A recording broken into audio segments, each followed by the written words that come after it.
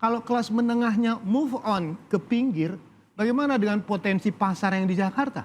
Sementara kita meributkan yang 10.000, 15.000 orang yang memang belum tentu bisa terserap. Tapi ketika mata airnya berpindah ke pinggiran yang masuk yang air mata, menjadi masalah buat Jakarta ini.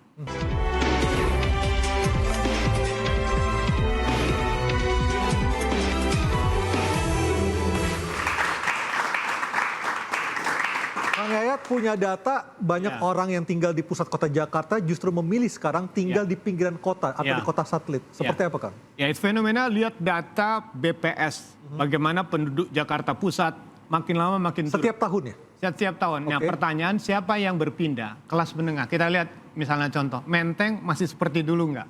Kawasan-kawasan elitnya, perumahan-perumahan elit. Dan bisa dilihat faktanya, mal-malnya masih hidup atau tidak. Hampir sebagian tutup. Karena pajaknya juga mahal sekali, kan? Mahalnya pajak. Artinya kelas menengah itu melihat bahwa lingkungannya sudah tidak sesuai ekspektasi mereka. Selain Jakarta Pusat, Jakarta Barat. Jakarta Barat fenomena menarik itu ketika ada dulu 98. Ketika ketidaknyamanan. Soal keamanan ya? Keamanan. Mereka move on ke wilayah Jakarta. Nah, fenomena yang ini kan harusnya dibaca. Saya pernah diminta oleh satu pengembang misalnya ya. Ada penjualan rumah itu, dia bilang mengatakan, satu unit rumah itu harganya 5 miliar, sold out. Siapa yang bisa beli?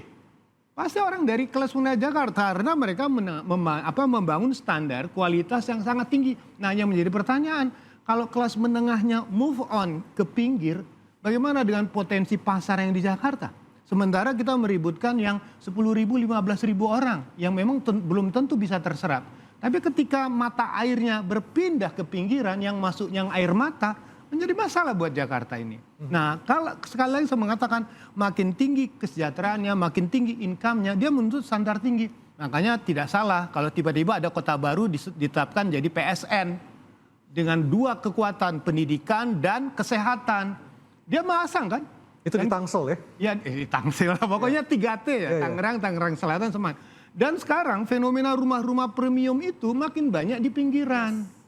Dan Kang, apakah kemudian kaum menengah itu harus ditarik lagi ke Jakarta atau biarkan saja? Nah, pertanyaannya bagaimana cara menarik kaum menengah itu mau kembali ke atas? Udah kerja work from anywhere, work from home. Sementara di pinggiran itu mall makin bagus, properti perkantoran makin banyak. Pendidikan juga makin bagus. Makin bagus. Jadi pertanyaannya, Jakarta rame di tengah tapi kelas menengahnya sudah pindah ke pinggir. Nah, pertanyaannya apa yang mau ditarik kalau misalnya persoalan identitas. Makanya pertanyaan Pak Gubernur menarik. Boleh datang ke Jakarta asal identitas jelas. Pertanyaannya, yang menengah ke atas pindah ke pinggiran, identitasnya masih Jakarta atau pinggiran? Jakarta. Nah itu tadi, karena apa tadi Mas Imam mengatakan plat nomor, izin usaha, semuanya paling enak pakai KTP Jakarta. Nah, kedua yang menjadi catatan kita, yang menjadi fenomena besar ketika mereka yang masuk, dan ini kita perlu standarisasi. Mas Imam tadi sudah menyinggung persoalan bagaimana di Cina mengatur standar kependudukan. Di kota itu perlu standar. Ketika yang masuk yang bermasalah, berapa dana yang dihabiskan oleh Pemprov DKI untuk bantuan Jakarta Pintar, Jakarta semua. Hampir 17 triliun. Bayangkan dari 90 triliun Jakarta dananya seperempatnya hanya untuk bantuan sosial. Pertanyaannya, berubah enggak? Ada perubahan enggak? Jadi pertanyaan ya memang tergantung kepada visi misi dari gubernur. Kita janji politik, silakan datang ke Jakarta, silakan pilih saya, kasih bantuan sosial. Ada perubahan? Kita nggak tahu. Jadi kosnya ini terlalu besar buat Jakarta ketika angka itu 17 triliun begitu besar hanya untuk bantuan-bantuan sosial. Bang Ciko ada rencana untuk menarik balik si mata air ini kembali ke Jakarta? Sampai saat ini memang kami melihat itu apa yang disampaikan menjadi hal yang menarik ya. Bahwa ini akan apa istilahnya menarik. Tapi kan menariknya menarik tempat tinggal mereka. Tapi kan mereka tetap bekerjanya di sini. Ya, kita nggak bisa mengatakan ketika mereka pindah ke daerah lain, mereka tidak bekerja di sini.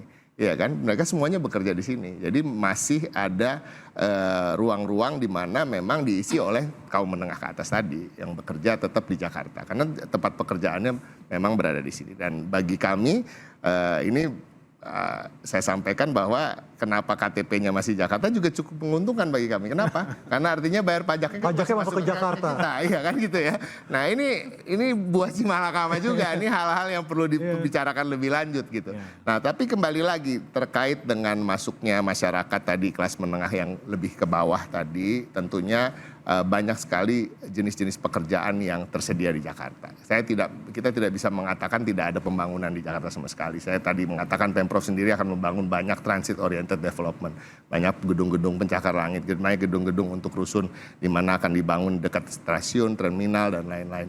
Banyak juga pekerjaan-pekerjaan di bidang jasa misalnya yang memang sekarang semakin maju sebuah kota ini akan mengarah menjadi kota yang menyediakan banyak pekerjaan di bidang jasa. Dan ke depan Pemprov DKI Jakarta juga mempunyai program-program seperti tadi Mas Pram dan Bang Dul yang dijanjikan dalam visi misinya adalah salah satunya job fair di tiap kecamatan per 3 bulan sekali. Ini sudah dilakukan pertama kali kemarin dan sudah bisa menyerap beberapa tenaga kerja di mana kita kerjasama dengan korporasi-korporasi, BUMD, BUMN dan juga Pemprov sendiri.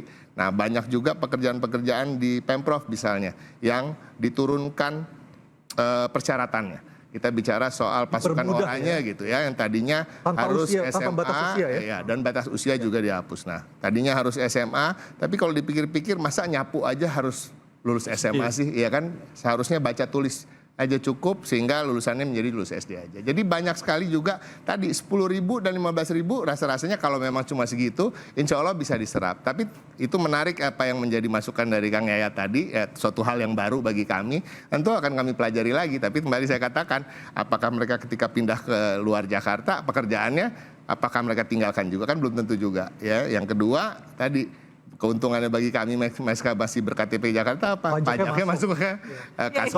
Nah ini PAD ya, pendapatan daerah.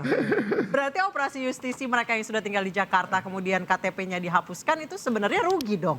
Gimana? Kan sempat kemarin mereka yang sudah tidak tinggal di Jakarta lagi, KTP-nya diblok nih, nggak boleh lagi pakai KTP Jakarta. Sebenarnya rugi dong. Tapi kan harus dilihat juga apakah betul mereka masih bekerja di sini apa enggak. Ya kan itu kan masih bisa di-trace juga.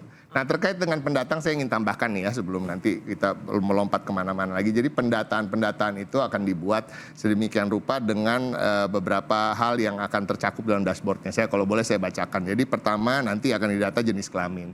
Yang kedua persentase pendidikan SLTA ke atas dan SLTA ke bawah. Yang ketiga, presentasi asumsi penghasilan berdasarkan jenis pekerjaan. 4, rasio jenis kelamin. 5, presentasi tujuan ke RW yang mana. Yang keenam, usia anak, usia produktif, usia lansia. Ada beberapa.